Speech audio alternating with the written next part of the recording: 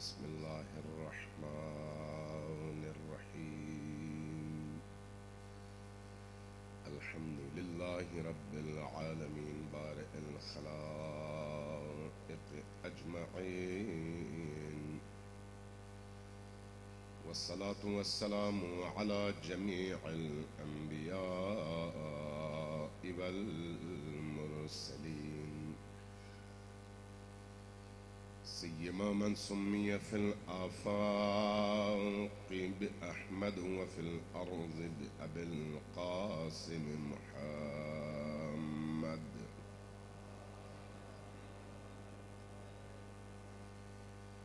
والصلاة والسلام على أولاده الطيبين الطاهرين المعصومين الميامين،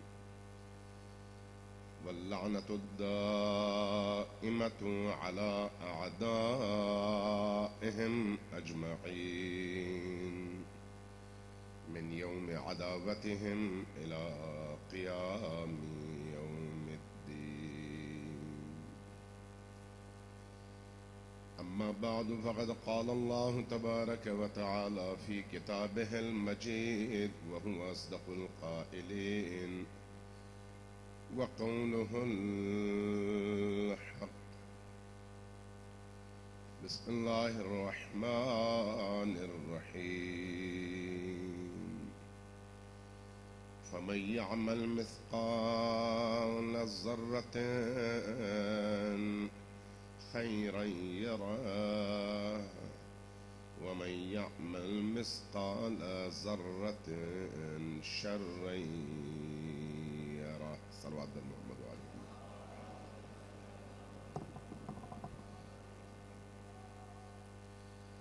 آپ کی صلوات کی آواز کم ہے، اونچی آواز سے اور دل کی گہرائیوں سے صلوات بھیجیے بر محمد وعلى آلہ.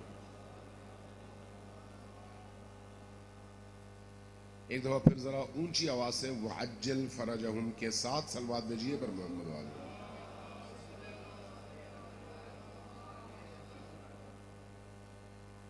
اللہ تبارک و تعالی سے عاجزانہ دعا ہے کہ آج کی اس مجلس، آج کے اس اجتماع، آج کی اس عزاداری کا ثواب مرحوم و مغفور سید محمد عباس شاہ حسنی صاحب کی روح تک ارسال فرمائے، ان کے گھر والوں کو، ان کے وارثوں کو، خصوصاً ان کے بزرگوں کو صبر، اجر اور استقامت کی دولت سے مالا مال فرمائے.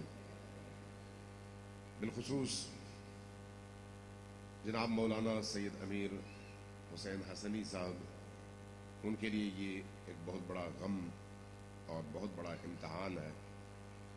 اللہ تبارک و تعالی ان کو صبر، اجر، استقامت اور اس جوان فرزند کی اس طرح سے جدائی کو ان کے لیے ذخیرہ آخرت قرار دیں، اور آپ سب کو بھی انشاءاللہ تعالی اسی طرح سے دین کی خدمت کرنے کی اور دین سیکھنے کی توفیق عطا فرمائے. ایک دفعہ پھر صلوات بھیجیے بر محمد وعلی محمد.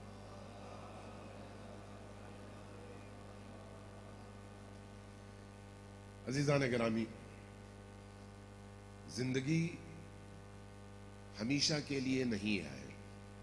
زندگی ایک عارضی امانت ہے میرے اور آپ کے ہاتھوں میں. میں اور آپ جب تک اس دنیا میں ہیں، پیدائش سے لے کر موت تک، ہمارے ہاتھ میں ہماری زندگی کا اختیار موجود ہے کہ ہم کیسے جئیں اور کیسے ان روز و شب اور ایام، ماہ و سال اور عمر کو خرچ کریں. اس لیے کہ جب ہم آ رہے تھے باپ کی پیٹھ سے ماں کی رحم میں اور ماں کی رحم سے اس دنیا میں، تو نہ یہ آنا میرے اختیار میں تھا اور نہ آپ کے اختیار میں تھا. آپ کے اختیار میں اور میرے اختیار میں کچھ بھی نہ تھا. ہمیں بھیجا گیا اور ہمیں اختیار دے کر نہیں بھیجا گیا کہ جانا چاہتے ہو یا نہیں. ہمیں کہا گیا تم نے جانا ہے. ہم آ گئے اس دنیا میں. ایک وقت آئے گا ہمیں واپس بھیج دیا جائے گا. وہ جو واپس بھیج دیا جائے گا اس میں بھی ہم سے کوئی پوچھے گا نہیں کہ تم نے واپس جانا ہے یا نہیں جانا، بلکہ کہا جائے گا تمہاری مدت پوری ہو چکی ہے، دانا پانی ختم ہو چکا ہے، اب تم نے واپس جانا ہے. یہ جو دورانیہ ہے آنے اور جانے کے درمیان، یہ ایسے ہی ہے جیسے آپ اس وقت امام بارگاہ میں تشریف فرما ہے. آنا اور یہاں سے جانا، اس کے درمیان کا یہ جو وقفہ ہے، یہ آپ کے دنیا کو بنانے اور آخرت کو بنانے کا ذریعہ ہے. کیونکہ جب آپ گھر سے نکلے یہاں تک آئے، آپ نے اگر نیت کی کہ میں نے عزائے حسین میں شریک ہونا ہے، اگر آپ نے نیت کر لی کہ میں نے ذکر حسین کی مجلس میں بیٹھ کر حسین سے دل لگانا ہے، اگر آپ نے نیت کر لی کہ ذکر حسین میں چند قطرے آنسو بہا کر میں نے بی بی کی بارگاہ میں تعزیت بھی پیش کرنی ہے اور اپنے دل کو اس بارگاہ سے جوڑنا بھی ہے، تو اسی نیت کے نتیجے میں یہ جو آپ کی یہاں پر موجودگی ہے چند گھنٹوں کی، یہ آپ کے لیے بہشت اور جنت کی شکل اختیار کر لیتا ہے.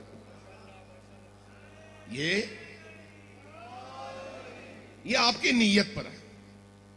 اسی طرح جس طرح سے یہ جو دورانیہ ہے، آپ یہاں پر آئے ہیں، مستقل نہیں آئے ہیں، چند گھنٹوں کے لیے آئے ہیں، اسی طرح سے اس دنیا میں بھی ہم کچھ وقت کے لیے بھیجے گئے ہیں. نہ آنا ہمارے اختیار میں تھا، نہ جانا ہمارے اختیار میں ہے، لیکن یہ جو زندگی گزارنی ہے یہ پوری طرح سے ہمارے اختیار میں ہے. یہ جو بلوغت سے لے کر موت تک کا مرحلہ ہے یہ مکمل طور پر ہمارے اختیار میں ہے. اب ہم پر یہ منحصر ہے کہ ہم یہ عرصہ کیسے خرچ کرتے ہیں. آپ ذرا غور کیجئے، اس وقت یہاں پر یہ جو بڑی تعداد میں مومنین مومنات تشریف فرما ہے، آپ میں سے کسی کے پاس کوئی لکھا ہوا اسٹامپ پیپر ریٹن میں معاہدہ موجود ہے کہ آپ نے کتنے برس یہاں پر جینا ہے؟ جی کسی کے پاس نہیں ہے. کیا کسی کو معلوم ہے کہ آج اس کی زندگی کا آخری دن ہے یا نہیں ہے؟ کسی کو معلوم ہے؟ نہیں ہے. جس کو یہ معلوم نہیں ہے کہ اس کی زندگی کا آج کون سا دن ہے، امیر المؤمنین علی ابن ابی طالب علیہ السلام اپنے ارشاد میں نہج البلاغہ میں یہ فرماتے ہیں کہ تمہاری یہ جو سانس ہے نا، سانس، یہ جو ایک سانس آتی ہے اور پھر نکل جاتی ہے، یہ سانس جیسے جیسے آتی ہے اور نکلتی ہے تمہیں موت کے قریب تر کر دیتی ہے. ہر سانس جو آتی ہے اور پھر آپ کے سینے سے واپس نکلتی ہے، ہر سانس آپ کو موت کے قریب تر کر دیتی ہے. حیرت ہوتی ہے ان لوگوں پر جو اپنی پیدائش کی سالگرہ منا رہے ہوتے ہیں کہ میں 20 سال کا ہو گیا ہوں، میں 25 سال کا ہو گیا ہوں، میں 30 سال کا ہو گیا ہوں. اصل میں یہ 30 سال گزر چکے ہیں، آپ کی عمر کے کم ہو چکے ہیں، بڑھ نہیں گئے کہ آپ خوش ہوں. آپ کی عمر اگر 60 سال تھی، 30 سال گزر گئے، اب آپ کے پاس صرف 30 سال باقی ہیں، تو آپ خوشی منائیں گے یا گزرے ہوئے عرصے کا غم منائیں گے؟ آپ کے پاس 1 لاکھ روپے ہوں، 4 دن بعد آپ کے ہاتھ میں 50,000 رہ جائیں، تو آپ خوشی منائیں گے کہ میرے پاس 50,000 روپے رہ گئے ہیں، یا غم منائیں گے کہ 50,000 خرچ ہو گئے اب صرف 50 باقی ہیں؟ یہ دنیا ہے، یہ گزر جانے والی عمر پر خوشیاں منانے کے لیے نہیں ہے، آگے آنے والی عمر کو بہتر طور پر خرچ کرنے کے لیے ہے. بہتر طور پر خرچ کرنے کے لیے. یہ جو بہتر طور پر ہم خرچ کر سکتے ہیں وہ کیسے کر سکتے ہیں؟ دو چیزوں سے. میں مختصراً آپ سے کچھ باتیں عرض کروں گا بشرطے کہ آپ کی توجہ ہو. جن کی توجہ ہے وہ ذرا اونچی آواز سے صلوات بھیجیں بر محمد و آل محمد.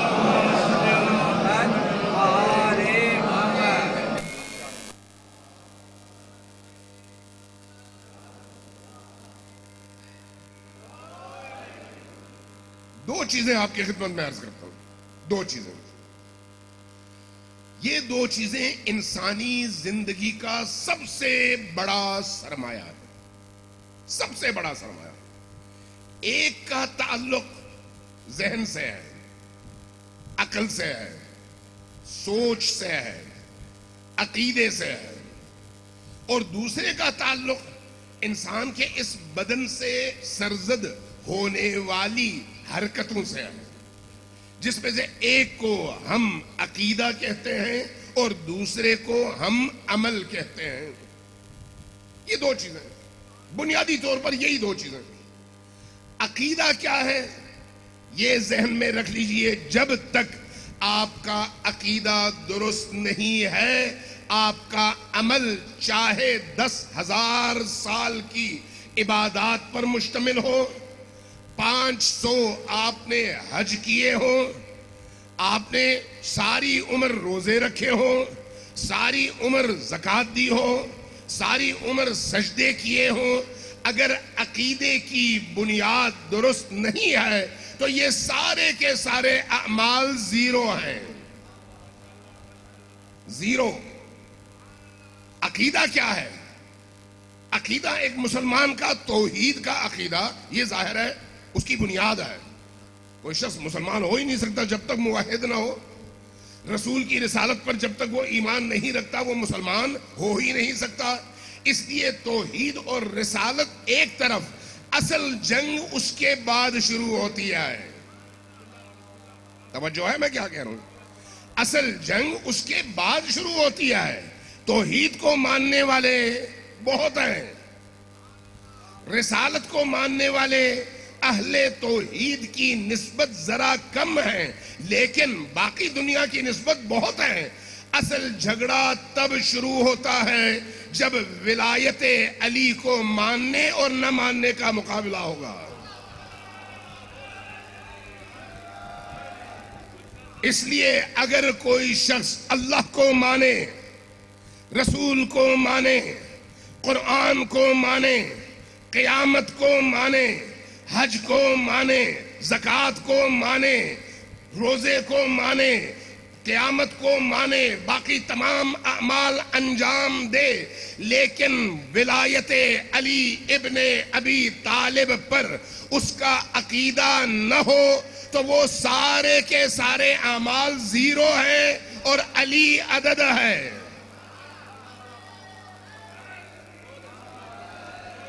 غور کیجئے گا میں کیا کہہ رہا ہوں, غور کیجئے گا. آپ پڑھے لکھے لوگوں کا مجمع ہے ماشاءاللہ. زیرو پتہ ہے نا, زیرو. زیرو کا مطلب کیا ہوتا ہے؟ زیرو کا مطلب ہوتا ہے زیرو. عدد کیا ہے؟ اس کی قیمت ہوتی ہے 1 2 3, اس کی قیمت ہوتی ہے. اگر آپ اس کمرے میں 1,00,000 زیرو بھر دیں تو ان زیروز کی کوئی قیمت نہیں ہے جب تک عدد نہ آئے. عدد آئے تو اس عدد کے ساتھ اگر 1 زیرو کا اضافہ ہو تو قیمت بن جاتی ہے, 2 زیروز ہو تو قیمت بڑھ جاتی ہے, 3 زیرو ہو تو قیمت مزید بڑھتی ہے, 4 زیرو ہو تو قیمت مزید بڑھتی ہے. عمل زیرو ہے, عقیدہ عدد ہے. اگر عقیدے کے ساتھ عمل میں اضافہ کرتے چلے جاؤ گے تو پھر بڑھتے چلے جاؤ گے اور اللہ کے مقرب انسان بن کر اس مقام تک پہنچو گے جہاں پر فرشتے آپ کو دیکھ کر ناز کریں.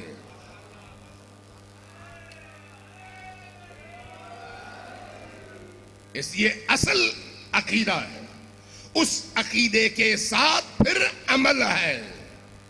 اس لیے علی کی ولایت ہر جگہ کام آتی ہے. موت کے موقع پر بھی صلوات بھیجیے بر محمد و آل محمد. ذرا اونچی آواز سے صلوات بھیجیں بر محمد و آل محمد. ایک دفعہ پھر ذرا اونچی آواز سے صلوات بھیجیں.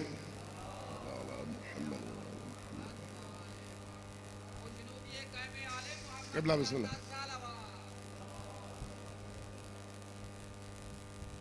یہ جو عقیدہ ہے یہ ہماری زندگی کی اساس ہے. اساس.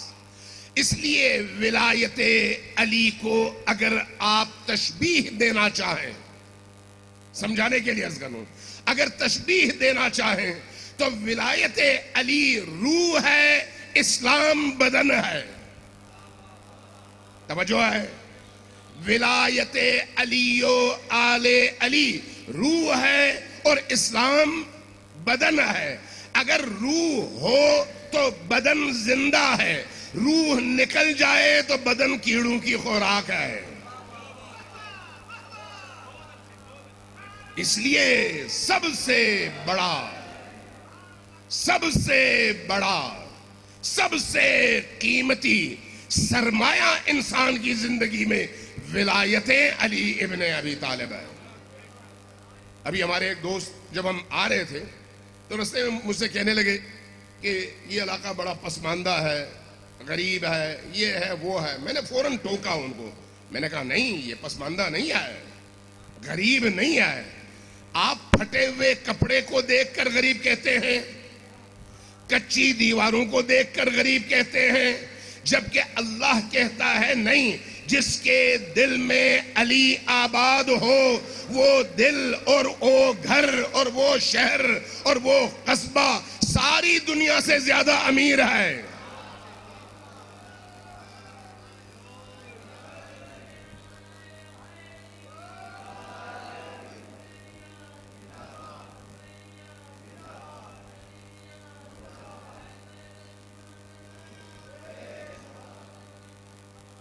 اللہم صلی علی محمد. ایک شخص گیا مدینہ میں, کربلا سے, عراق سے, امام صادق علیہ السلام کی بارگاہ میں حاضر ہوا. کافی دیر بیٹھا رہا, سوال و جواب ہوئے, کچھ ارشادات آپ نے فرمائی, کچھ انہوں نے سنے, کچھ سوالات کیے. جب اٹھنے لگا تو اٹھتے اٹھتے کہنے لگا, یا ابن رسول اللہ, میں بہت غریب ہوں اور میرے حالات بہت سخت ہیں, تنگ ہیں, کوئی ایسی دعا کیجئے کہ میرے حالات بدل جائیں. آپ نے اس شخص کے چہرے کی طرف دیکھا, مسکرائے اور فرمایا کہ میری نگاہ میں تو تم دنیا کے امیر ترین لوگوں میں سے شامل ہو. بیچارہ پریشان ہو گیا, کہا کہ یا ابن رسول اللہ میں سمجھا نہیں, اس کا کیا مطلب ہے کہ میں دنیا کا امیر ترین انسان جبکہ غریب ہوں, فقر و فاقے کا ڈیرا ہے گھر میں, کھانا بہت کم ملتا ہے, مشکلات کا شکار ہوں.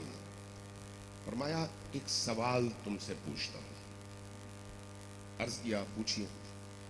فرمایا یہ بتاؤ, اگر تمہیں پورے عالم اسلام کی ساری دولت دے دی جائے اور تم سے کہا جائے علی کی ولایت ہمیں دے دو اور ساری دنیا لے لو, ساری دنیا لوگے اور علی کی ولایت چھوڑو گے؟ وہ شخص ایک لمحے کے لیے سوچ میں پڑ گیا, فوراً جواب نہیں دیا. سوچا, اپنے آپ کو تولنے کی ضرورت ہے. یہ یاد رکھیے, آپ سے بھی جب کوئی سوال ہو فوراً نہ کہیں کہ میں بہت مومن ہوں. نہیں, مومن بننے کے لیے خود کو تولنا پڑتا ہے, ترازو کے پلڑے میں ڈالنا پڑتا ہے, وزن کرنا پڑتا ہے, دیکھنا پڑتا ہے کہ میں ایمان کی قیمت دینے کے لیے اپنے اندر تیاری موجود پاتا ہوں یا نہیں. آسان نہیں ہے, آسان نہیں ہے. کچھ دیر سوچا, عرض کیا یا ابن رسول اللہ, میں نے اپنے اندر غور کیا ہے اور اس نتیجے پر پہنچا ہوں کہ اگر ساری دنیا مجھے دی جائے تو میں ایک لمحے کے لیے ولایت علی دے نہیں سکتا. ایک لمحے کے لیے, ساری زندگی نہیں, ایک لمحے کے لیے دے نہیں سکتا, اگرچہ اس کے مقابلے میں ساری دنیا مجھے مل جائے. فرمایا میں نے کہا تھا نا کہ تم بہت امیر آدمی ہو. جس کو ولایت علی مل جائے وہ کبھی غریب نہیں ہوتا. چونکہ یہ ولایت علی اس کو بندوں سے بے نیاز کر دیتی ہے. یہ ولایت علی اس کے اندر شجاعت بھرتی ہے. یہ ولایت علی اس کے اندر ایمان بھر دیتی ہے. یہ ولایت علی اس کے اندر پاکیزگی لے کر آتی ہے. یہ ولایت علی اس کے اندر نورانیت لے کر آتی ہے. کیسے ہو سکتا ہے کہ ایک شخص علی کا موالی ہو اور علی کی طرح سے میدان میں کام نہ کرے؟ کیسے ہو سکتا ہے؟ میں ایک بات کہیں کر چکا تھا، آج آپ کے سامنے دوبارہ کر دیتا ہوں. تھوڑا سا غور کیجئے گا میں کیا کہنا چاہ رہا ہوں. ہم سب، ہمیں بہت اچھی طرح سے وہ آیات یاد ہیں جو اہل البیت علیہ السلام کی عصمت و طہارت کے حوالے سے ہم تک پہنچی ہے، قرآن کریم میں موجود ہے. کیا ہے؟ انما یرید اللہ لیذہب عنکم الرجس اہل البیت ویطہرکم تطہیرا. سب کو یاد ہے نا؟ اس آیت کا مطلب کیا ہے؟ اللہ تبارک و تعالی نے محمد و آل محمد کو، علی و آل علی کو تمام نجاستوں، تمام پلیدیوں سے پاک رکھا ہے. چونکہ یطہرکم ہے، طہرکم نہیں ہے، یطہرکم ہے. یطہرکم کا مطلب کیا ہے؟ ماضی میں بھی پاک، حال میں بھی پاک، اور جب تک عالم ہے پاک، یعنی ہمیشہ سے پاک اور ہمیشہ کے لیے پاک. توجہ ہے؟ انما یرید اللہ لیذہب عنکم الرجس اہل البیت ویطہرکم تطہیرا. اللہ نے اس طرح سے پاک کر دیا ہے. اب مجھے یہ بتائیے پاکیت کی کتنی قسمیں ہیں؟ پاکیت، پاکیزگی کبھی فکری ہوتی ہے، کبھی نہیں، ہمیشہ. فکری پاکیزگی، قلبی پاکیزگی اور بدن کی پاکیزگی، 3 پاکیزگیاں ہیں. فکری پاکیزگی کا مطلب کیا ہے؟ کہ انسان عقیدے کے لحاظ سے اتنا پاکیزہ ہو کہ جو عقیدہ اللہ نے منتخب کیا اپنے بندوں کے لیے، اس عقیدے سے سر منہ انحراف نہ کرے. یہ ہے فکری پاکیزگی، اور اس کی اساس ولایہ آل محمد ہے. اس فکری پاکیزگی کی اساس ولایہ آل محمد ہے. یہ ہے ایک طرح کی پاکیزگی. دوسری پاکیزگی انسان کے قلب کی پاکیزگی ہے. انسان کا قلب وسوسوں کا مرکز، خیالات کا مرکز، وہموں کا مرکز، خواہشات نفسانی کا مرکز. اگر یہ قلب صاف اور پاکیزہ نہ ہو تو میں کسی مومن کی غیبت کروں. یہ قلب پاک نہ ہو تو جھوٹ بولوں. یہ قلب پاک نہ ہو تو الزام تراشی کروں. یہ قلب پاک نہ ہو تو دوسروں کو تکلیف پہنچاؤں. یہ قلب پاک نہ ہو تو ایسے کام کروں جس سے دوسروں کا نقصان ہو. یہ قلب پاک نہ ہو تو اپنے اعضاء اور جوارح کو ان کاموں پر لگاؤں جن سے اللہ راضی نہیں ہوتا. اس لیے قلب کی پاکیزگی شرط اول ہے. یہ 2 طرح کی پاکیزگی ہے. اور تیسری پاکیزگی انسان کے اعضاء اور جوارح کی پاکیزگی ہے. دل میں گندگی آئے لیکن اس گندگی کو اعضاء اور جوارح کے ذریعے سے اظہار کی بجائے وہیں پر دل میں اس کو ختم کر دے. یعنی خواہش پیدا ہو، شہوت کی خواہش پیدا ہوئی، جھوٹ بولنے کی خواہش پیدا ہوئی، حرام کھانے کی خواہش پیدا ہوئی، نامحرم کو دیکھنے کی خواہش پیدا ہوئی. خواہش کا پیدا ہونا آپ کے اختیار میں نہیں ہے، لیکن اس خواہش کو روکنا آپ کے اختیار میں ہے.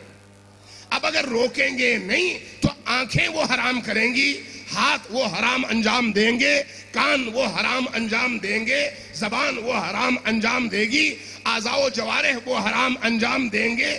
نتیجتاً دل کی نجاست اعضاء اور جوارح کی نجاست کا ذریعہ بن جائے گی. یہ تینوں چیزیں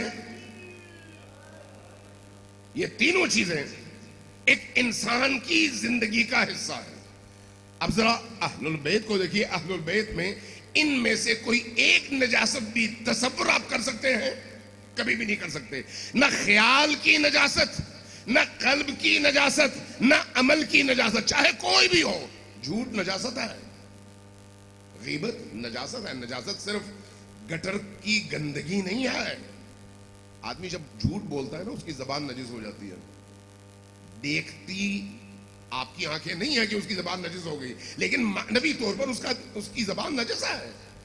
اگر کسی کے دل میں کسی کے لیے بدگمانی پیدا ہوتی ہے اور انسان اس بدگمانی پر عمل کرتا ہے تو اس کا دل نجس ہو گیا، تاریک ہو گیا، نظر نہیں آتا، لیکن اندر سے وہ نجاست ہے.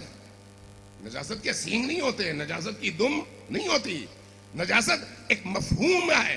لہٰذا جب ہم اہل البیت علیہم السلام کی زندگی کو دیکھتے ہیں تو وہاں پر ہمیں نہ فکری حوالے سے، نہ قلبی حوالے سے، نہ عملی حوالے سے کوئی نجاست نظر نہیں آتی.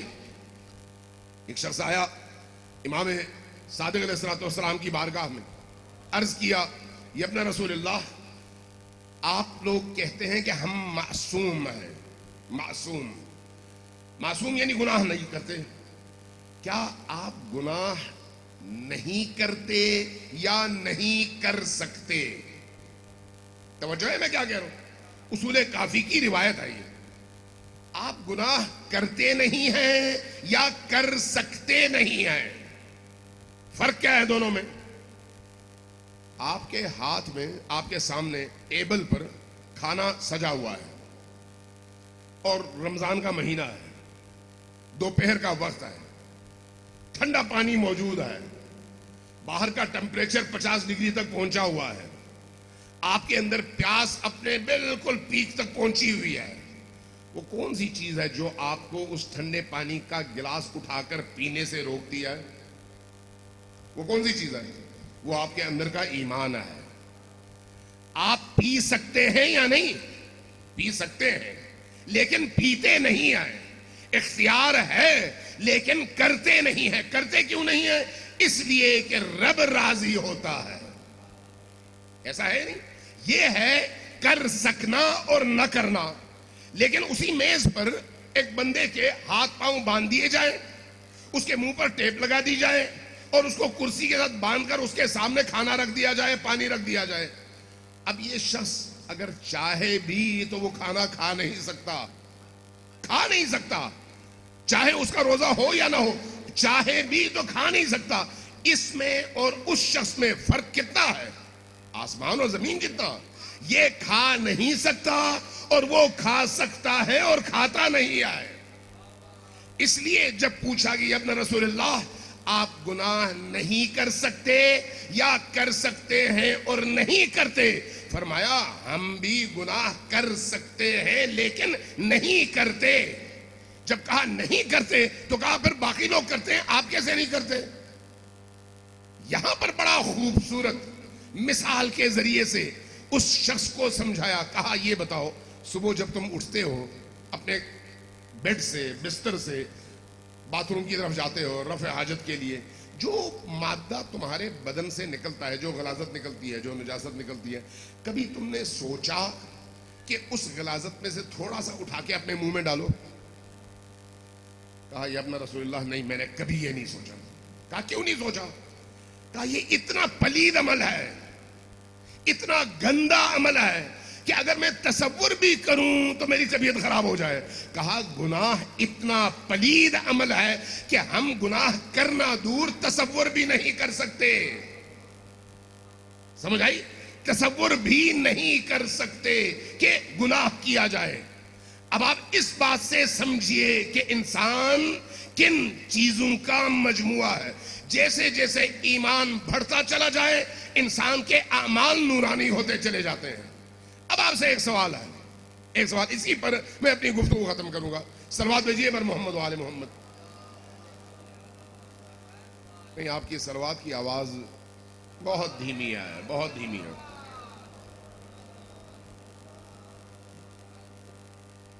عزیزان محترم، یہ جو صلوات ہے نا، یہ آپ کی تھکن اتارنے کے لیے نہیں ہے، یہ خطیب کو ریلیکس کرنے کے لیے نہیں ہے، یہ عبادت ہے۔ اور عبادت بھی کون سی؟ تمام نفلی عبادات میں سب سے افضل عبادت صلوات بر محمد و آل محمد ہے۔ اور جب اتنی بڑی عبادت ہے تو یہ بھی یاد رکھیے کہ واجب نماز کی قبولیت بھی تب ہے جب اس واجب نماز میں آپ صلوات پڑھتے ہیں، یعنی اتنی اہم عبادت ہے۔ اس لیے جب صلوات پڑھیں تو عبادت کی نیت سے پڑھیں، جب صلوات پڑھیں تو پوری توجہ سے پڑھیں، اور صرف صلوات اللہم صلی علی محمد و آل محمد کہہ کر خاموش نہ ہوں۔ آپ زندہ قوم ہیں، زندہ قوم، باقیوں سے آپ مختلف ہیں۔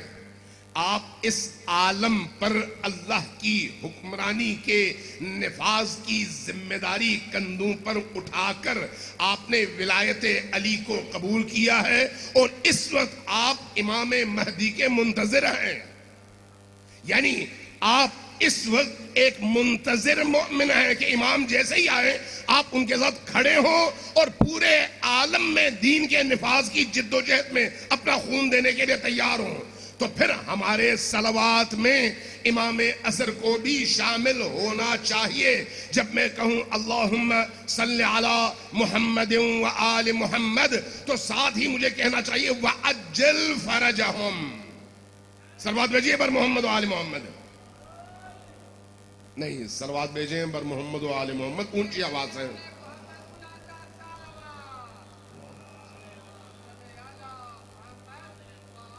مجھے سمجھ نہیں آ رہی آپ لوگوں سے صلوات پڑھی کیوں نہیں جا رہی؟ سب مل کر اونچی آواز سے ہم آواز ہو کر نبی اور آل نبی پر ایک دفعہ درود بھیجیں۔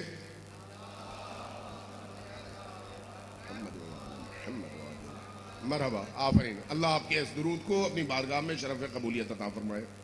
اب یاد رکھیے، جب ہم نے اہل البیت کی اس طہارت اور پاکیزگی کا تذکرہ سمجھ لیا کہ وہ کیسے پاکیزہ ہیں، تو یہ بات ذہن نشین کر لیں، وہ پاکیزہ ہیں نا، ہیں یا نہیں؟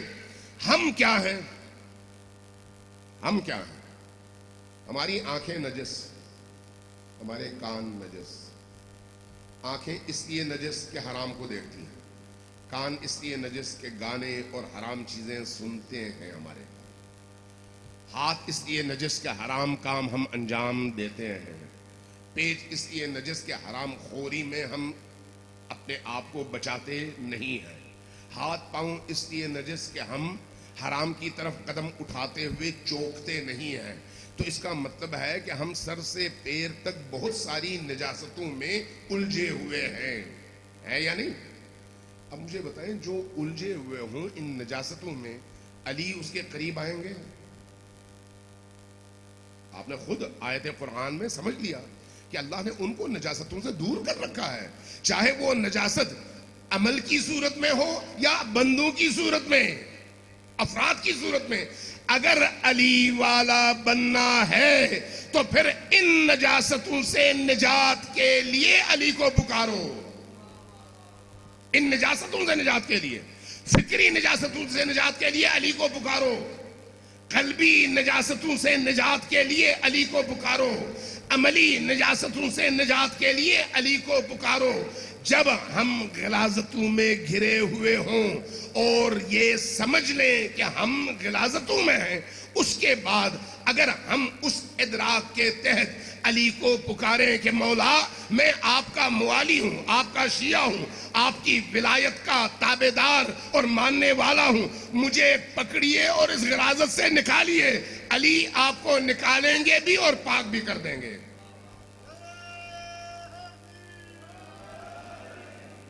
اس لیے اہل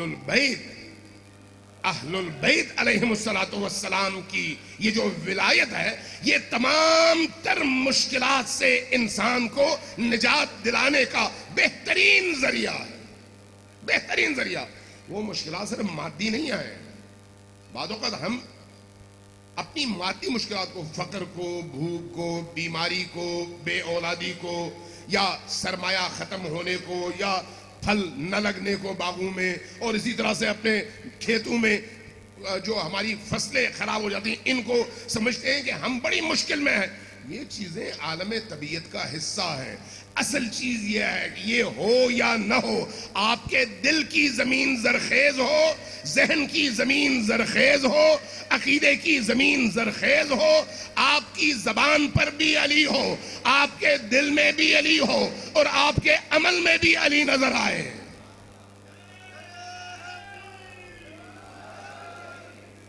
جو اس طرح زندگی گزارتا ہے، علی اس کو اس دنیا میں بھی تھامتے ہیں اور موت کے موقع پر بھی تھامتے ہیں.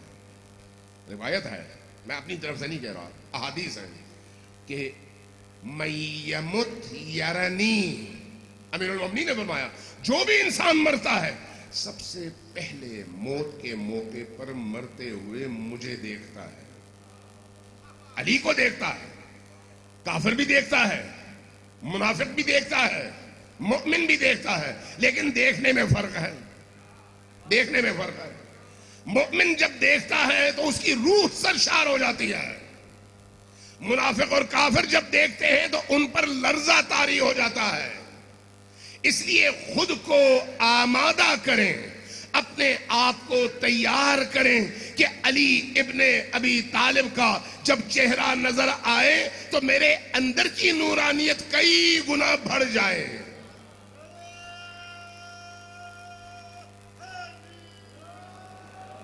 اور یہ کب ہوگا؟ جب ہمارے اعمال پاک ہوں گے.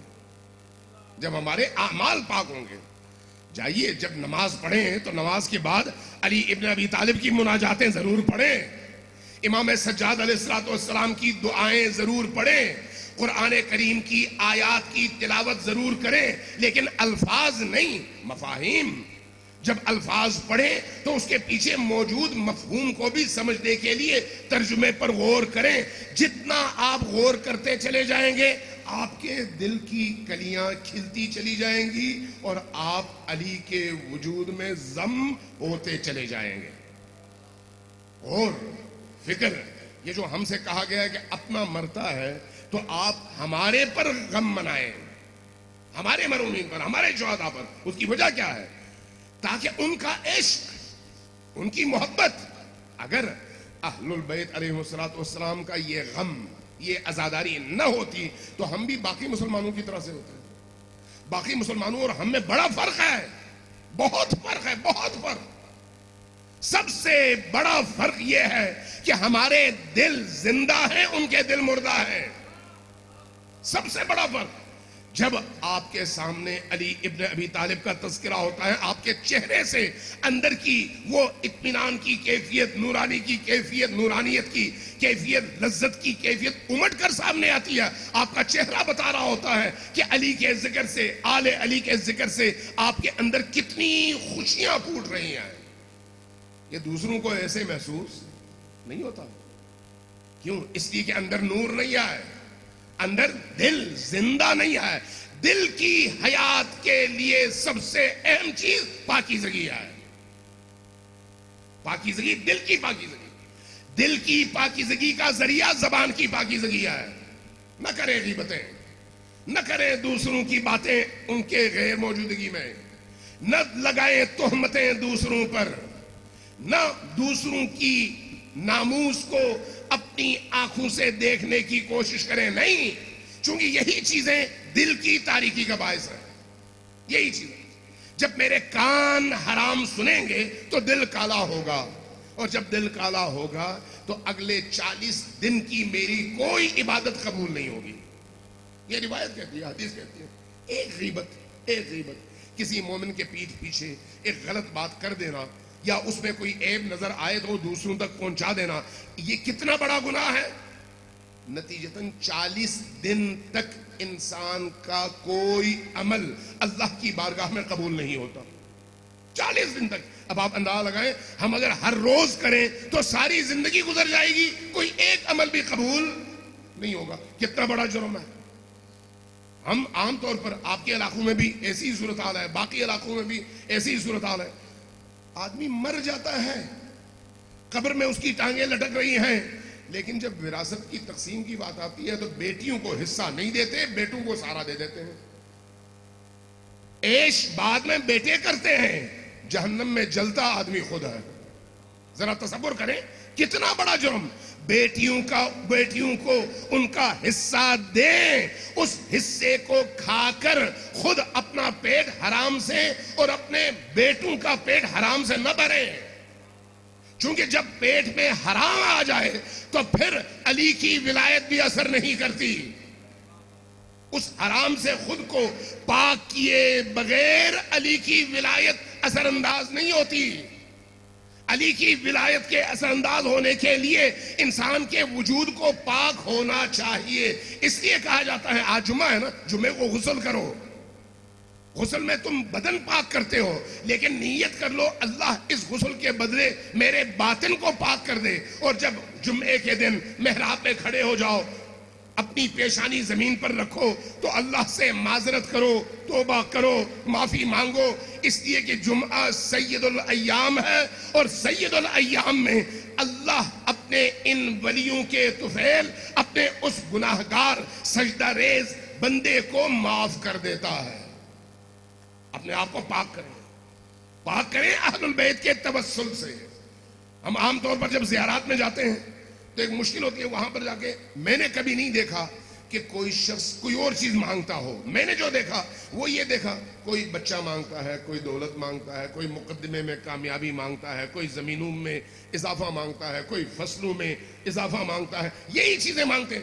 بھائی جب اللہ کی بارگاہ میں پہنچو، رسول اللہ کی بارگاہ میں پہنچو، علی ابن ابی طالب کی بارگاہ میں پہنچو، تو ان ہستیوں سے کچھ اور مانگنے سے پہلے سب سے پہلے خود ان کو مانگو۔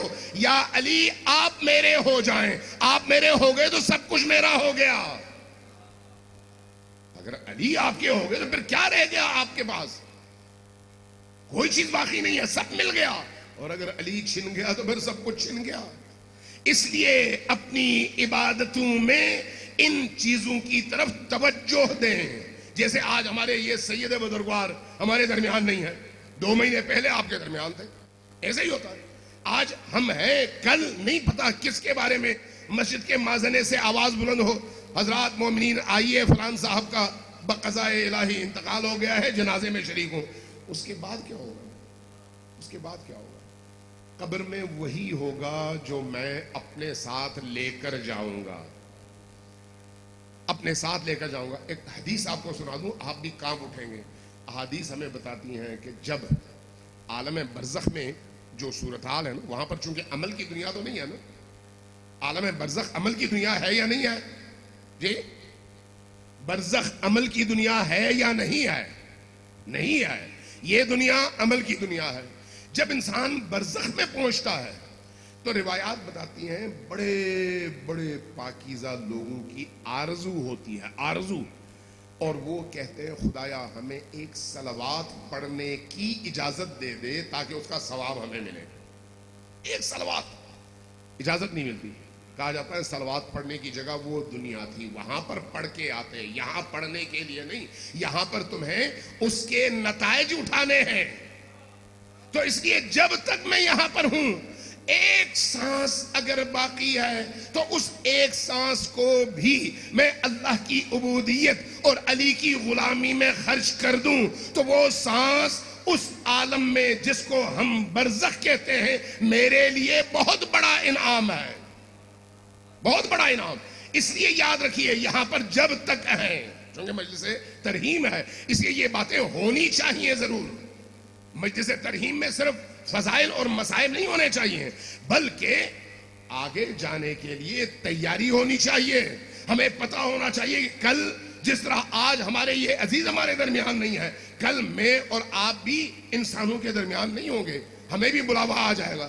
اگر ایسا ہے تو پھر یہ جو مہلت ہمارے پاس ہے اس مہلت سے استفادہ کریں۔ امیر المومنین کے اپنے فرمان کے مطابق گزشتہ کل گزر گیا، آنے والے کل کی ضمانت نہیں ہے۔ تمہارے پاس صرف آج کا دن ہے، تمہارے پاس صرف آج کا دن ہے۔ اس آج کے دن میں جو کچھ کر سکو یہ یاد رکھیے۔ بعض اوقات ہم یہ سمجھتے ہیں کہ بڑے بڑے اعمال کریں، مثلا مسجد بنا دیں تب ثواب ہے، امام بارگاہ بنا دیں تب ثواب ہے، ایک مجلس صبح سے شام تک ایک روزہ مجالس کا اہتمام کریں، ہزاروں لوگ آئیں اور آپ لاکھوں روپے بہائیں تب ثواب ہے؟ نہیں، ایسا نہیں ہے، ایسا نہیں ہے۔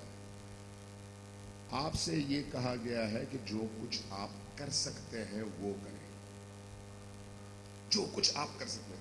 کچھ نہیں کر سکتے، فرض کریں ایک آدمی اتنا ننگا بھوکا اور لولا لنگڑا اور بے کسو بے سہارا کچھ نہیں کر سکتا، نلکے سے برتن میں پانی اٹھا کر دھوپ میں رکھ سکتا ہے تاکہ پرندے آ کر پئیں، یہ کر سکتا ہے، پیسے تو نہیں لگتے۔ لیکن اگر ان پیاسے پرندوں کو یہ انسان اس نیت سے پانی پلاتا ہے کہ اللہ، رسول اور اہل البیت نے کہا ہے، تو یہی اس کے لیے جنت ہے، یہی اس کے لیے جنت ہے۔ آپ کسی کے لیے کلمہ خیر کہہ سکتے ہیں، یہی آپ کے لیے جنت ہے۔ جن کے والدین زندہ ہیں، جن کے والدین، ماں زندہ ہے، باپ زندہ ہے، گھروں میں ذرا جائیں، مسکرا کر محبت سے اپنی والدہ کے چہرے کی طرف ایک نگاہ ڈالیں، صرف ایک نگاہ، ایک حج کا ثواب ملتا ہے، ایک حج کا ثواب۔ کتنا آسان ہے، مشکل ہے؟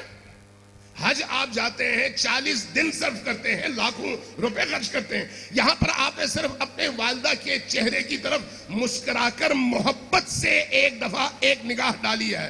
جب سائل نے پوچھا یا ابن رسول اللہ اگر میں 10 دفعہ دیکھوں تو کہا 10 حج کا ثواب، 100 دفعہ دیکھوں کہا 100 حج کا ثواب۔ ایک نگاہ اپنی والدہ کے چہرے کی طرف دیکھنے کا ثواب حج کا ثواب ہے۔ عمل بہت آسان ہے، مشکل نہیں ہے، مشکل نہیں ہے۔ آپ پریکٹیکلی کرنا شروع تو کریں، شروع تو کریں۔ کھانا کھاتے ہیں نا، کھانا کھاتے ہیں یعنی روزانہ 3 ٹائم، صبح دوپہر شام کھانا کھاتے ہیں۔ آپ کھاتے ہیں اور آپ کے گھر والے بناتے ہیں، جب وہ بناتے ہیں تو اسی کھانے کو آپ عبادت بنا سکتے ہیں یا نہیں؟ بڑی آسانی سے بنا سکتے ہیں۔ میں ایک واقعہ بیان کرتا ہوں، اپنی گفتگو ختم۔ ہمارے ایک استاد تھے، وفات پا گئے، بہت بڑے مجتہد تھے، بہت بڑے عارف تھے، بہت بڑے اہل اللہ میں سے تھے۔ ان کا انتقال ہو گیا، بڑے اہل باطن، ان نگاہوں سے نہیں دل کی آنکھوں سے دیکھنے والے۔ ان کے ایک شاگرد نے یہ واقعہ سنایا، کہتے ہیں ایک دن میں نے ان کی زندگی کے آخری ایام تھے، ان کو اپنے گھر بلایا، گھر بلا کر ان سے کہا کہ ہم آپ کا کھانا بنانا چاہتے ہیں۔ کہا ٹھیک ہے۔ وہ آ گئے، دسترخوان پر کھانا لگ گیا، کھانا انہوں نے کھایا۔ ان کی جو عام روٹین تھی وہ یہ تھی کہ ایک دفعہ کھانا ڈالتے تھے۔ اس دن میں نے دیکھا انہوں نے 2 دفعہ کھانا ڈالا۔ میں ذرا پریشان ہوا کہ انہوں نے اپنی ہی روایت توڑی ہے، زیادہ نہیں کھاتے تھے، آج انہوں نے 2 دفعہ کھا لیا۔ مجھے خوشی تو ہوئی کہ انہوں نے 2 دفعہ کھایا، لیکن سوال بھی اٹھا۔ جب وہ کھا چکے تو پھر میں نے آہستہ سے کہا استاد محترم آج آپ نے اپنی ہی روایت کو توڑ کر 2 دفعہ کھایا ہے، وجہ کیا ہے؟ فرمایا کہ جاؤ اپنی بیوی سے پوچھو، جاؤ اپنی بیوی سے پوچھو۔ میں پریشان ہو گیا، میں کمرے میں گیا، کچن میں بیوی سے پوچھا۔ بیوی نے ٹالنے کی کوشش کی، پھر کہا کہ آج جو کھانا میں نے بنایا تھا وہ وضو کر کے بنایا تھا۔ کیا؟ وضو کر کے بنایا تھا۔ میں اپنی ان ماؤں بہنوں بیٹیوں سے کہوں گا جو پیچھے تشریف فرما ہے، ان مردوں کی خدمت یہی بیویاں کرتی ہیں، یہی بیٹیاں کرتی ہیں، یہی مائیں کرتی ہیں۔ جب کھانا بنائیں تو وضو کر کے بنائیں، وضو کر کے بنائیں گے تو کھانے میں بھی نورانیت ہوگی اور کھانے میں برکت بھی ہوگی۔ یہ شاگرد کہتے ہیں میں واپس آیا استاد کے پاس، عرض کیا استاد میری بیگم نے یہ جواب دیا ہے، مسکرائے، فرمایا کہ نہیں ایسا نہیں ہے۔ کہا کیا مطلب؟ کہا تمہاری بیوی جب بھی کھانا بناتی ہے وضو کر کے بناتی ہے۔ استاد نے کبھی ملاقات نہیں کی بیوی سے، پہلی دفعہ اس گھر میں آئے ہیں، لیکن کہا میں یہ جب بھی کھانا بناتی ہے وضو کر کے بناتی ہے، وجہ یہ نہیں ہے، وجہ کچھ اور ہے۔ کہا اچھا۔ دوبارہ اٹھا گیا بیوی کے پاس، کہا کہ استاد نے تمہاری بات ریجیکٹ کر دی، کہا وجہ تمہارا وضو کرنا نہیں ہے، کوئی اور ہے۔ وہ رو پڑی۔ کہا کہ آج جب مجھے پتا چلا کہ اتنی بڑی شخصیت ہمارے گھر آ رہی ہے تو میرا ذہن چلا گیا امام حسین علیہ السلام کی طرف۔ جب مجھے امام حسین یاد آئے تو میں نے امام حسین سے توسل کیا، چند مصرے پڑھے، گریہ کیا، اور اس گریے کے عالم میں نے نیت کی کہ آج کا کھانا میں حسین ابن علی کے نیاز کی نیت سے بناؤں گی۔ اب اب جب یہ نیت کر لی تو یہ کھانا اس کے نتیجے میں بنا. شاگرد دوڑ دوڑ کر آیا استاد کے پاس, کہا کہ میری بیوی نے یہ کہا. ہاں وجہ یہی ہے. پھر اس کے بعد ایک جملہ کہا کہ دیکھو جو کھانا حسین ابن علی کے نام پر بنتا ہے, چاہے تم خود کھا رہے ہو, جب ان کے نام پر بنتا ہے تو وہ کھانا نورانی ہو جاتا ہے. اس کھانے کی نورانیت تمہارے گھر کو نورانی کر دیتی ہے. تو اس لیے جب آپ 3 دفعہ صبح ناشتہ, دوپہر کھانا, رات کھانا بناتے بھی اور کھاتے بھی ہیں, تو کیوں نہ صبح ناشتہ بناتے ہوئے نیت یہ کر لیں, دوپہر کھانا بناتے ہوئے نیت یہ کر لیں, باہر سے کوئی آئے تو اس کو بھی اسی نیت سے کھلائیں, گھر والوں کو بھی نیاز حسین کی نیت سے کھلائیں. آپ کا کھانا بھی عبادت, آپ کا بنانا بھی عبادت, آپ کا پینا بھی عبادت. ہر عمل جب عبادت ہوگا, آپ بھی نورانی, آپ کا گھر بھی نورانی.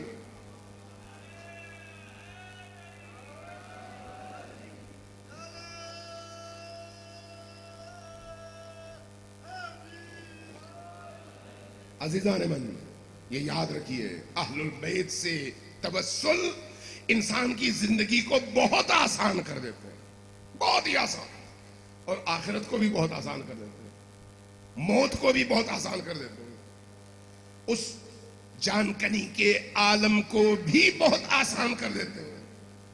مومن جب مرتا ہے, مومن, باقی لوگ نہیں دیکھ رہے ہوتے, لیکن جب مومن اس دنیا سے جا رہا ہوتا ہے تو پنجتن پاک اس کے سرہانے آتے ہیں, اس کے سرہانے آتے ہیں. مومن دیکھتا ہے, مومن ادراک کرتا ہے, درک کرتا ہے. غیر مومن کے لیے صورتحال بالکل اور طرح کی ہے. اہل البیت سے جڑنا اتنا اہم ہے, اتنا اہم. قبر کی تاریکیوں میں جب انسان صرف اور صرف اپنے اعمال کے قبر میں بند ہوتا ہے, اس وقت بھی اگر کوئی کام آ سکتا ہے تو وہ یا محمد و آل محمد ہیں یا علی و آل علی ہیں. قبر کی اس تاریکی میں بشرطے کہ اس دنیا میں ان سے ہمارا رابطہ پاکیزگی کی بنیاد پر استوار ہو, پاکیزگی کی بنیاد پر. اگر ایسا ہو تو وہاں پر بھی ہمارے کام وہی آتے ہیں.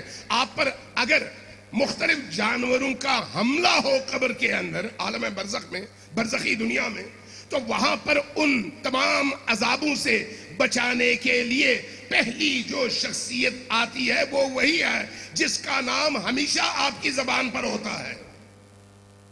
آپ جب کبھی کوئی مشکل ہوتی ہے, آپ کی زبان سے بے ساختہ کون سا نام نکلتا ہے؟ یا علی, یا حسین, یا زہرا سلام اللہ علیہ.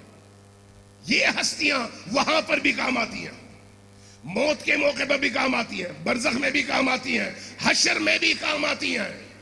روایت سنا دوں آپ کو, اور اسی روایت کو میں مصائب ہی میں سمجھتا ہوں کہ تبدیل ہو جائے گی. امام صادق علیہ السلام سے جب پوچھا گیا عالم محشر کے بارے میں, فرمایا تمہیں بتاؤں عالم محشر کیا ہے؟ فرمایا جب محشر کے دن تمام گناہگار ایک جگہ جمع ہوں گے. کون سے گناہگار آئیں گے؟ حضرت آدم کے دور سے تا قیام قیامت جتنے بھی انسان مر گئے, سارے کے سارے انسان, کروڑوں نہیں, اربوں نہیں, کھربوں, سارے انسان عالم محشر میں جمع ہوں گے. سب کو ایک ہی فکر ہوگی, چونکہ سب پکاریں گے وا نفسا وا نفسا وا نفسا. اب میرے ساتھ کیا ہوگا؟ اس عالم میں نبی کریم پکاریں گے بیٹی فاطمہ کہاں ہو, بیٹی فاطمہ کہاں ہو.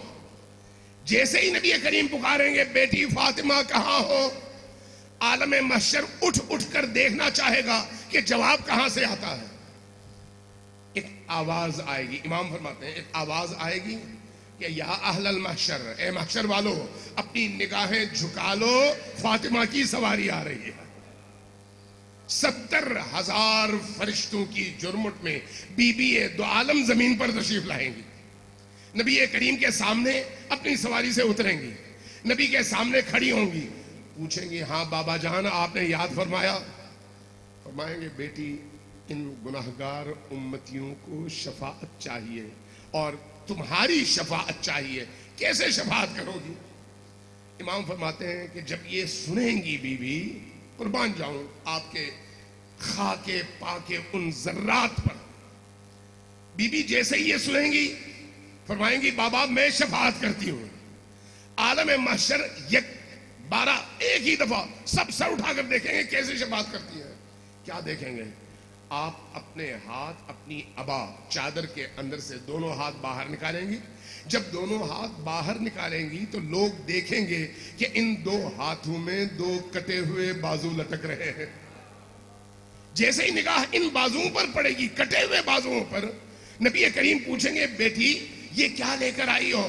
جواب میں فرمائیں گی بابا جان میں کربلا سے اپنے بیٹے عباس کے دونوں کٹے ہوئے بازو لے کر آئی ہوں تاکہ ان بازوؤں کے صدقے میں اللہ کی بارگاہ میں ان گناہگاروں کی شفاعت کر سکوں۔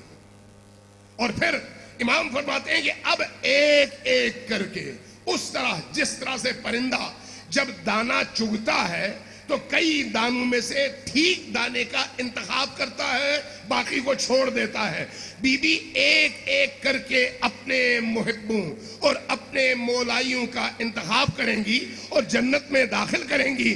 امام فرماتے ہیں جس کا انتخاب بی بی کریں گی اس کے ماتھے پہ لکھا ہوگا ھذا محب فاطمہ، یہ فاطمہ کے محب ہیں، یہ فاطمہ کے محب ہیں۔ قربان جاؤں اس بی بی پر، قربان جاؤں اس مقدریہ عصمت و طہارت پر جن کی عظمت یہ ہے کہ اللہ تبارک و تعالی نے ان کے گھر کو انبیاء کے گھروں سے افضل قرار دیا۔ وہ بی بی جو جب نبی کی بارگاہ میں حاضر ہوتی تو نبی آپ کے احترام کے لیے کھڑے ہو جاتے، وہ بی بی جب آپ اس بی بی کے دروازے پر تشریف لے جاتے تو سب سے پہلے پکارتے السلام علیکم یا اہل بیت النبوہ، اور جب سلام کا جواب آتا تو پھر پوچھتے بی بی مجھے اندر آنے کی اجازت ہے؟ اجازت ملتی تو اندر داخل ہوتے۔ یہ وہ گھرانہ تھا اور یہ وہ دروازہ تھا، لیکن کیا کیا ظلم ہوئے اس گھرانے پر اور اس بی بی پر۔ یہ بی بی جو اتنی عظیم، اتنی عظمتوں والی، اتنی کرامتوں والی، لیکن جب آپ کی شہادت ہوئی ہے تو کائنات کا ذرہ ذرہ رویا ہے، کائنات کا ذرہ ذرہ رویا ہے، شہ لافتہ روئے ہیں، شہ لافتہ۔ اسماء بنت امیسی کہتی ہیں، واقعہ نقل کرتی ہے، کہتی ہیں جب آخری وقت آیا تو بی بی نے میری طرف دیکھا اور فرمایا کہ اسماء آج میں تمہاری دنیا سے واپس جا رہی ہوں، آج میری زندگی کا آخری دن ہے، اس لیے ان بچوں کو لے آؤ، میں خود اپنے ہاتھوں سے نہلاؤں، کپڑے بدل دوں، سروں پہ کنگھی کروں، بال سنواروں۔ آپ نے یہی کیا، کرنے کے بعد اسماء کے حوالے کر کے اس کے بعد فرمایا اسماء میں اندر کمرے میں جا رہی ہوں، میں بھی خود نہاؤں گی، کپڑے بدلوں گی، لیٹوں گی، کچھ دیر بعد آواز دینا، اگر جواب آئے تو سمجھ لینا کہ میں ہوں، زندہ ہوں، اور اگر جواب نہ آئے نا تو پھر مسجد جانا اور علی کو بلانا، علی سے کہنا کہ بی بی چلی گئی، علی آپ تنہا رہ گئے۔ یہ کہا، کچھ دیر گزری، اسماء کہتی ہے میں مضطرب تھی، رو رہی تھی، کچھ دیر بعد میں نے دستک دی، جب دستک دی جواب نہیں آیا، جب جواب نہیں آیا تو میری چیخیں بلند ہوئیں، میں واہ زہرا کہہ کر رونے لگی اور روتے روتے غلام سے کہا کہ تم جاؤ مولا کو بلاؤ۔ جب مسجد میں مولا کو اطلاع ملی کہ فاطمہ چلی گئی تو روایت کہتی ہے کہ ایک دفعہ مولا کھڑے ہوئے لیکن کھڑے نہ رہ سکے، آپ کے گلے سے، آپ کے زبان مبارک سے ایک چیخ کی آواز گونجی اور آپ زمین پر بیٹھ گئے اور اس کے بعد غش کھا کر گر گئے۔ اس کیفیت میں آپ کو اصحاب نے اٹھایا اور گھر لے آئے۔ اب اسماء کہتی ہیں کہ نہلانے کا وقت آیا، کچھ دیر بعد میں نے کیا دیکھا، یہ 4 بچے ہیں، حسن ہیں، حسین ہیں، زینب ہیں، ام کلثوم ہیں۔ ام کلثوم اور زینب ماں کے سینے پر گری ہوئی ہیں اور رو رہی ہیں۔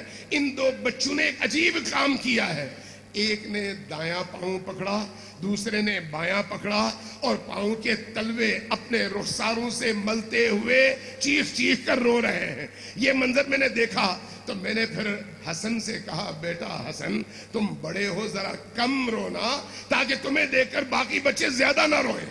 جیسے ہی میں نے یہ کہا حسن اور زیادہ چیخ کر روئے، روتے ہوئے کہنے لگے، اماں جو حسن نے دیکھا ہے وہ ان چھوٹے بچوں نے نہیں دیکھا۔ میں نے پوچھا بیٹا تم نے کیا دیکھا؟ جواب کیا دیا؟ جواب میں فرمایا، ماں جب میں اپنی والدہ کے ساتھ مسجد سے باہر نکلی، کوچے بنی ہاشم میں پہنچے تو اس وقت فدق کا معاملہ چل رہا تھا۔ جب میں گلی میں آیا میری انگلی میری ماں کے ہاتھ میں تھی، سامنے سے وہ شقی ابن شقی سامنے آیا، رستہ روکا، اور اس کے بعد جب اس کا ہاتھ اٹھا تو میں نے دیکھا وہ ہاتھ اتنا بھاری تھا کہ میری والدہ زمین بوس ہو گئی۔ جب زمین بوس ہوئی تو میری والدہ کی زبان سے ایک آواز نکلی، بابا جان دیکھیے آپ کی امت میرے ساتھ کیا سلوک کر رہی ہے۔ اِنَّا لِلَّهِ وَإِنَّا إِلَيْهِ رَاجِعُونَ وَسَيَعْلَمُ الَّذِينَ ظَلَمُوا أَيَّ مُنقَلِبٍ يَنقَلِبُونَ نسألك اللهم ونعوذ باسمك العظيم الأعظم العظيم الأجل الأكرم يا الله يا رحمن يا رحيم يا مقلب القلوب ثبت قلوبنا على دينك۔ بارگاہ آج کی اس مجلس کا ثواب اس مرحوم سید زادے کی روح کو ایصال فرما۔ بارگاہ ہم سب کو آل محمد کا غلام بن کر جینے کی توفیق عطا فرما۔ آمین کی آواز ذرا اونچی آواز سے پکاریں تاکہ ہماری دعائیں قبول ہوں، چونکہ یہ محفل ذکر آل محمد کی محفل ہے اور بی بی کا ذکر ہوا ہے، دعائیں قبول ہوتی ہیں۔ بارگاہ ہمارے قلوب کو پاکیزہ فرما، ہمارے گناہوں کی مغفرت فرما، ہماری مشکلات کو دور فرما، بیماروں کو شفاء عاجل و کامل عطا فرما، بے اولادوں کو اولاد صالح نصیب فرما، اس مرحوم کو جنت الفردوس میں جگہ عطا فرما، برزخ کی مشکلات سے ان کو نجات عطا فرما، ان کے والد گرامی اور ان کے باقی تمام خاندان اور بچوں کو صبر اور استقامت کی دولت سے مالا مال فرما۔ بالا جو لوگ یہاں پر اس مجلس میں اس محفل میں تشریف لا چکے ہیں ان سب کی حاجات شرعیہ کو قبول فرما، ان سب کی مشکلات کو دور فرما۔ بارگاہ ہم سب کے جتنے بھی مرحومین دنیا سے گزر چکے ہیں ان سب کو برزخ کی مشکلات سے نجات عطا فرما، ہم سب کے مرحومین کو برزخ کی نعمتوں سے مالا مال فرما۔ بارگاہ ہمارے تمام مرحومین کو علی و آل علی کے سائے میں برزخی زندگی عطا فرما۔ بارگاہ امام عصر کے ظہور میں تعجیل فرما، ہمیں ان کے آوان ان کے انصار میں شامل فرما، ہمیں ان کے ظہور کے لیے راہیں ہموار کرنے کی اور ان کے دشمنوں کے مقابلے میں متحد ہو کر کھڑے ہونے کی توفیق اور سعادت نصیب فرما۔ ربنا تقبل منا انك انت السميع العليم برحمتك يا ارحم الراحمين وصلی اللہ علی محمد وآلہ الطاہرین۔ ایک مومن کی حاجت ہے جس کے لیے مجھے کہا گیا ہے کہ ان کے لیے دعا کریں، اللہ سے آپ سب مل کر دعا کریں، اللہ تبارک و تعالیٰ اس حاجت کی اس مومن کی تمام حاجات کو قبول فرمائے اور آپ سب کی بھی تمام حاجات کو قبول فرمائے۔ ان تمام حوائج شرعیہ کی قبولیت کے لیے مل کر 3 بار اونچی آواز سے صلوات بھیجیں پر محمد و آل محمد۔